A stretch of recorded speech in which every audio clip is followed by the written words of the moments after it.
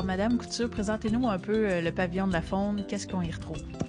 Alors, le pavillon de la faune a ouvert ses portes, vous savez, déjà depuis 1994.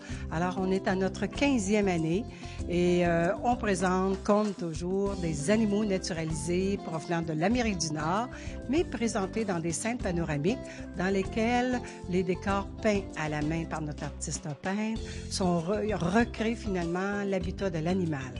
Et tout ça, le pavillon de la faune, ça vient d'une idée à vous. Comment tout ça a commencé? J'en avais beaucoup d'accumulés dans mes salons. J'avais monté ça en entier, dans des petites plateformes un peu sans décor à l'arrière.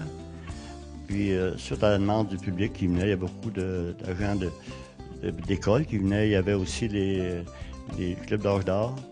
Puis, à l'époque, il y avait les députés provinciaux fédéraux. Ils ont dit, une belle collection comme ça, tu devrais présenter ça au public. Fait que je dis, éventuellement, je le ferai, mais plus tard. C'est là qu'est venue l'idée.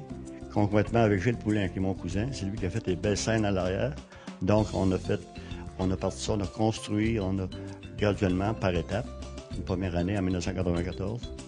Mais je voulais que ça soit vraiment présenté dans leur décor authentique. Mon travail ici a été de réaliser, de peindre les fonds de scène avec M. Couture, de choisir aussi la position des animaux. Et puis d'essayer de réaliser à partir de ses photos à lui, des photos d'expédition de chasse, les fonds de décor.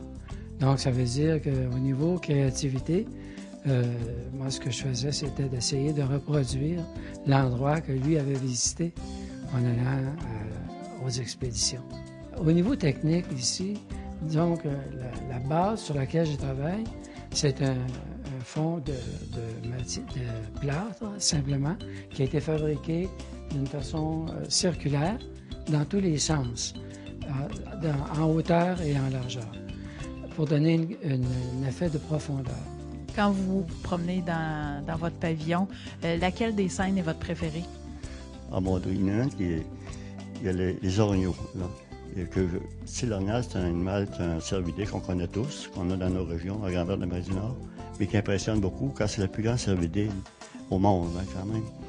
Puis aussi, les ours polaires m'impressionnent beaucoup, parce que par les décors que j'ai vus là-bas, moi, vivre sur les lieux, t'as beau le vivre, le voir à la télévision, mais quand tu le vis dans le Grand Nord, à moins 40, 60 sous zéro, tu couches d'un nid de loup, là, tu vis vraiment qu'est-ce que c'est le Nord à ce moment-là, tu sais. Puis c'est deux scènes qui m'impressionnent beaucoup. Mis à part tout ça ici, le pavillon de la faune à l'intérieur, il y a aussi des activités qui peuvent être faites à l'extérieur du pavillon de la faune. Nous avons ouvert nos portes à un centre d'observation de la faune depuis 1999.